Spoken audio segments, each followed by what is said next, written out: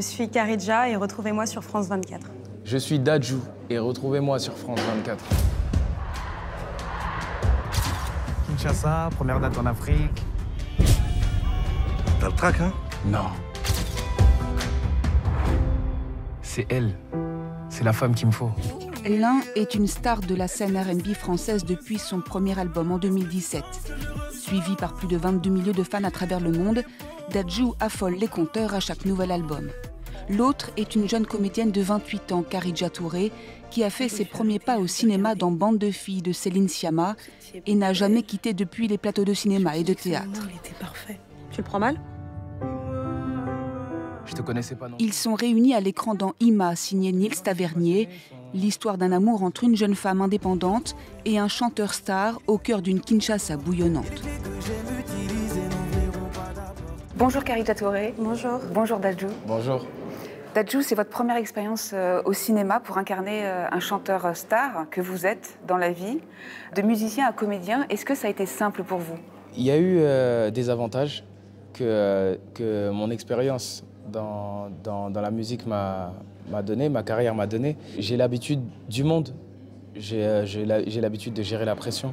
Par contre, ça n'a rien à voir entre tourner un clip et tourner un film, par exemple, c'est totalement différent.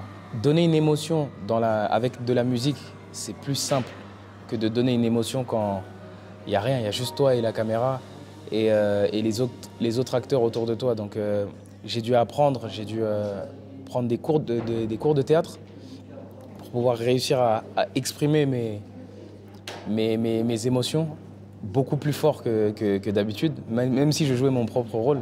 On va demander ça à la spécialiste. Karidja, la femme que vous incarnez, Ima, c'est un personnage de femme qui est très volontaire, qui est très indépendante. Est-ce que ça vous ressemble?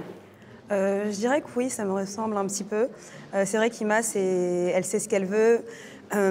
Pour elle, c'est une femme libre, elle a des convictions, elle a des envies, elle veut changer les choses et elle est très déterminée. Et je dirais que c'est peut-être cet aspect-là qui me ressemble. Mais oui, Ima, c'est un personnage qui est à fond dans ses études, qui pour elle, la nature et la biodiversité est très important et dont elle revendique, on va dire, tout au long du film. À 2 heures d'ici, il y a une vallée incroyable. C'est une forêt magnifique, qui n'a pas bougé depuis des millénaires. Et tout au bout, il y a une source, c'est la rivière Msélé.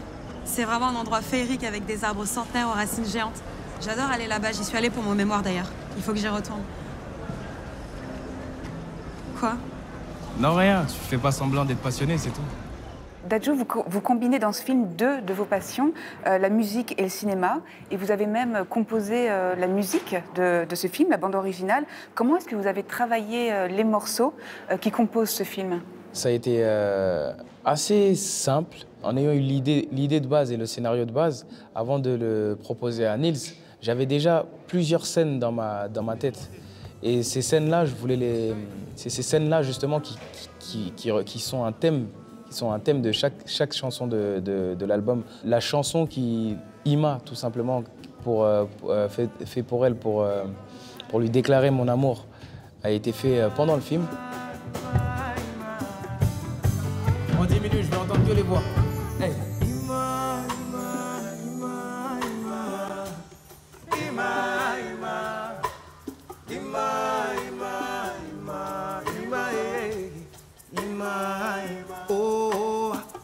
Le réalisateur avait mis la caméra, il avait placé la caméra et il a dit « fais ce que tu veux ».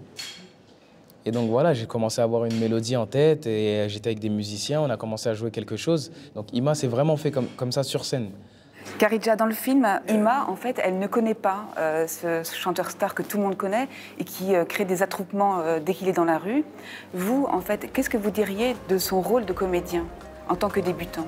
En tant que débutant, moi, en vrai, j'ai été, on va dire, un petit peu frappée et choquée par sa manière de jouer qui était très naturelle. Je l'ai rencontré lors du casting et directement, on a dû improviser une petite scène qui était déjà un petit peu écrite. Et il était très juste dans sa manière de parler, dans sa manière de bouger. Et directement, je me suis dit que ça allait pas être compliqué de travailler avec lui un mois à Kinshasa. Et au final, même en regardant le résultat, en voyant le film, il est très très bon. C'est un très bon acteur tout simplement et je pense qu'il pourrait continuer dans le milieu du cinéma. Et vous, Dadju, qu'est-ce que vous pensez de la performance de Kharidja? Bah, honnêtement, j'ai été bluffé dès le casting, comme elle a dit. La première fois qu'on s'est vraiment vu au niveau du travail, ça a été à ce moment-là. Elle avait une facilité de jouer ce qu'on venait de lui donner, s'imprégner vraiment le personnage. Et tout le long du tournage, le fait qu'elle soit aussi professionnelle et aussi forte, ça m'a poussé, moi, à élever le niveau pour être à son niveau, quoi, pour ne pas rester être à la traîne, en fait.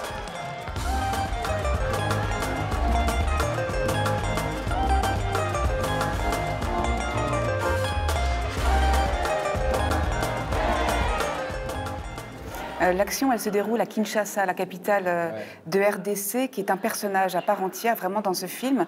Vous avez pensé à ce projet, vous l'avez même coécrit en quelque sorte. Qu'est-ce que vous avez souhaité montrer de cette ville?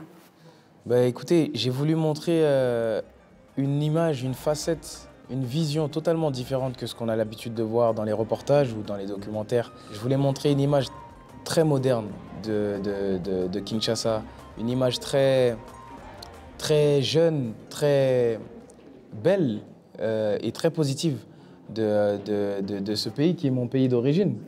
On n'a jamais eu ici en France une histoire d'amour qui se passe comme ça en Afrique. J'aurais très bien pu faire ce film ici en France, exactement le même film ici en France, mais j'aurais pas pu montrer cette vision et cette fraîcheur qu'il y a à Kinshasa. Kharidja, quelles ont été vos impressions sur cette ville qui est vraiment une mégalopole? Bah, moi, je ne connaissais pas du tout le Congo. Je suis originaire de Côte d'Ivoire, donc j'avais déjà visité la Côte d'Ivoire. Mais oui, c'était super sympa d'être à Kinshasa, de travailler directement avec des Kinois, de rencontrer des jeunes filles kinoises et de m'imprégner en fait de qui elles étaient pour, on va dire, travailler mon rôle. Donc c'était sympa. Et puis même comme disait Dadju, c'est rare en fait de voir des films français tournés en Afrique. Même pour moi, c'était une première. Et c'est important de montrer et ça change un peu de l'ordinaire. Kharidja, vous avez été repérée sans casting à l'âge de 18 ans pour le film Bande de filles de Céline Sciamma. C'est un film sur l'adolescence et sur aussi la place des femmes dans les quartiers notamment, mais pas seulement. Depuis, vos projets au cinéma et au théâtre, ils ont vraiment été multiples et variés. De quelle façon est-ce que Bande de filles a été déterminant pour vous? C'est le début de ma carrière. En vrai, moi, j'aimais bien le cinéma, plus jeune, mais je ne m'attendais pas à que ça me tombe dessus. Ça veut dire que quand j'ai rencontré, on va dire, la directrice de casting, je me baladais à la Foire du Trône, donc j'étais pas prête. Et après, après ça, tout est arrivé, tout a été chamboulé, et je suis très contente parce que j'interprète des rôles aujourd'hui, des fois, qui peuvent inspirer certaines personnes et qui racontent des histoires. Et même en tant qu'actrice, c'est bien d'avoir des rôles variés, de raconter des histoires, d'éveiller des consciences, et voilà. Vous parlez d'éveiller des consciences et vous avez aussi participé à l'ouvrage collectif d'Aïssa Maïga, Noir n'est pas mon métier. Ce sont des témoignages en fait qui stigmatisent aussi les stéréotypes et puis la diversité, le manque de diversité dans le cinéma français. C'était en 2018. Est-ce que vous pensez que depuis 4 ans, les choses ont changé? Ça change un petit peu. Après, moi, ce que je voulais vraiment, c'était juste passer les castings, on va dire, que mes jeunes copines actrices blanches passaient. Et la seule chose qui nous différenciait tout le temps, c'était la couleur de peau. Alors qu'on avait le même âge et j'étais pas tout le temps souvent amenée à passer le même casting et je trouvais ça dommage. Donc au fur et à mesure, ça change. Grâce à ce film, je pense que ça va éveiller d'autres consciences, grâce à cet ouvrage qu'on a écrit aussi. Mais voilà, c'est petit à petit. Après, moi, je suis quand même contente du chemin parcouru et j'espère voir plus de films avec plus de diversité encore en France. On l'espère.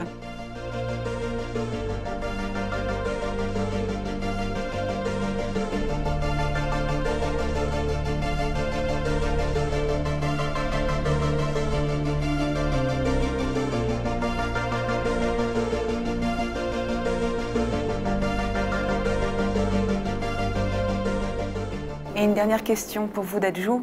Dans ce film, évidemment, c'est une histoire d'amour, mais il y a aussi, Kharidja parlait d'éveiller les consciences, il y a aussi d'autres valeurs fortes. Quelles sont-elles? Qu'est-ce que vous avez voulu montrer? C'était important pour moi d'y insérer aussi certaines valeurs.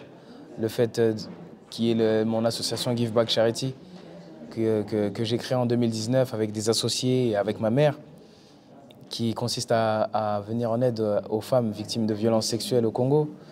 Les valeurs d'Ima, qui est une femme très libre, une femme qui décide de son avenir, de sa personne, avec qui elle veut être, et de ses choix, de ses activités. Je voulais vraiment montrer ce côté de Kinshasa, de l'Afrique, entre guillemets, comme une ville qui normale en fait. Ça pourrait être New York ici, ça pourrait être Paris, ça pourrait être Manhattan. Il y a des buildings là-bas, les gens s'habillent comme toi et moi, tu vas prendre du bon temps, il y a des musées, il y a de quoi, il y a de la culture, il y a plein de choses à apprendre. Et franchement, c'est ça que je voulais montrer. Je voulais juste montrer que en fait, il y a de la vie en fait. Il y a de la vie comme partout, comme dans tous les pays. Merci beaucoup Dadju. Il n'y a pas de problème. Merci beaucoup Khadija. Merci. Ima, on va la retrouver. Tu me fais plus confiance maintenant? On se fait plus confiance? Tu sais dire que peut-être. Mais quoi, tu veux que je te dise non?